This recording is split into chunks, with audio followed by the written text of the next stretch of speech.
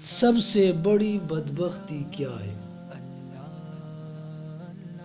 ایمان کی دولت سے محروم رہ جانا سب سے بڑی بدبختی ہے، اور موت کے وقت ایمان کا سلامت رہ جانا بہت بڑی سعادت ہے۔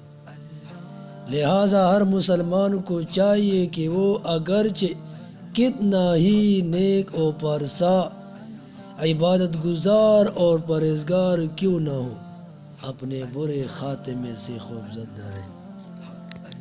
بزرگان دین کا بھی یہی طرز عمل رہا ہے کہ وہ سب سے زیادہ برے خاتمے کے بارے میں خوفزدہ رہتے تھے۔ احیاء علوم الدین میں حضرت امام غزالی رحمۃ اللہ علیہ نے ایک خوبصورت بات کی حضرت سفیان ثوری رحمۃ اللہ علیہ کے بارے میں۔ حضرت سفیان ثوری رحمۃ اللہ علیہ کا وقت وصال آیا تو آپ رحمۃ اللہ علیہ نے رونا شروع کر دیا۔